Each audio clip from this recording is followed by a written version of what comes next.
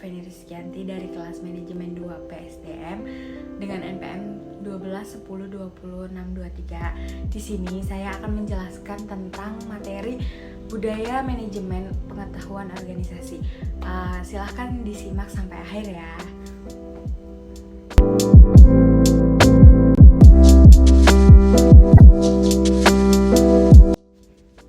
Konsep budaya manajemen pengetahuan. Budaya sebagai kompleksitas asumsi tingkat laku cerita, mitos, metafora, dan berbagai ide lainnya menjadi satu untuk menentukan apa arti menjadi anggota masyarakat tertentu. Budaya adalah pola semua suasana, material, atau semua perilaku yang sudah diadopsi masyarakat sebagai cerita tradisional sebagai pemecah masalah anggotanya. Selanjutnya ada 3 sudut pandang budaya. Yang pertama, budaya merupakan produk konteks pasar-pasar di tempat organisasi beroperasi, peraturan yang menekan, dan sebagainya. Yang kedua, budaya merupakan produk struktur dan fungsi yang ada dalam organisasi. Misal organisasi yang tersentralisasi berbeda dengan organisasi yang terdesentralisasi. Yang ketiga, budaya merupakan produk sikap orang dalam pekerjaan mereka. Hal ini berarti produk perjanjian psikologi antar individu dan organisasi.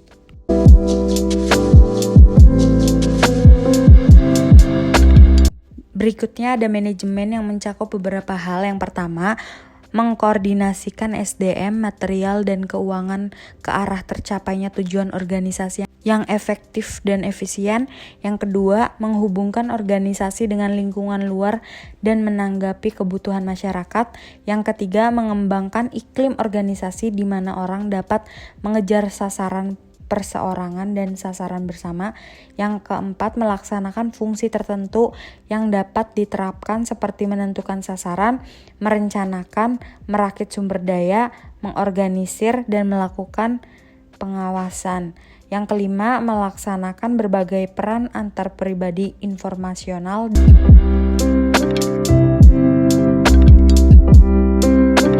Manajemen pengetahuan berpusat pada manusia.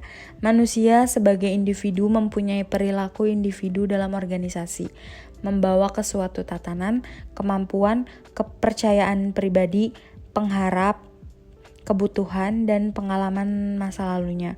Perilaku individu dalam organisasi menawarkan tantangan dan kesempatan bagi manajer membantu dan memperbaiki kualitas individu dengan menunjukkan manajer bagaimana memberi kuasa orang-orangnya merancang melakukan perubahan dalam organisasi. Pengetahuan sebagian besar berada dalam kepala manusia dalam bentuk tacit knowledge, bukan di sistem informasi yang canggih. Salah satu pendekatan yang berpusat pada manusia dengan menumbuhkan budaya kondusif terhadap berjalannya proses dalam manajemen pengetahuan.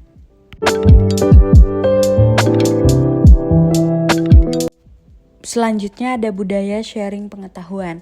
Inti manajemen pengetahuan adalah knowledge sharing atau knowledge transfer. Karena melalui knowledge sharing terjadi peningkatan nilai dari pengetahuan yang dimiliki perusahaan. Seseorang yang melakukan knowledge sharing tidak akan kehabisan pengetahuan yang dimilikinya, tetapi justru melipat gandakan nilai dari pengetahuan bila sudah dimiliki dapat dimanfaatkan banyak orang. Budaya knowledge sharing merupakan budaya yang perlu ditumbuhkan dan dirangsang dalam perusahaan yang ingin menerapkan manajemen pengetahuan yang efektif.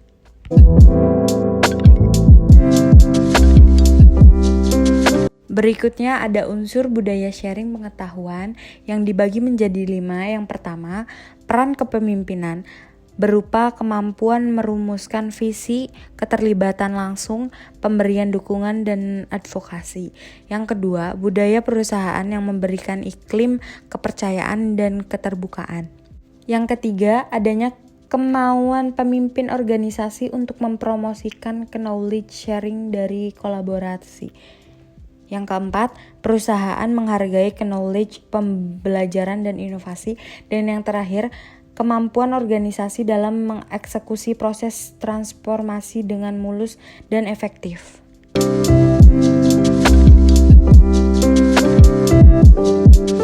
Slide berikutnya ada peran dan fungsi budaya terhadap manajemen pengetahuan. Yang pertama ada leadership, yang kedua sense of direction, yang ketiga ada climate, yang keempat positive teamwork, yang kelima value add system, yang keenam ada enable struktur, yang ketujuh ada appropriate competence, yang terakhir ada development individual.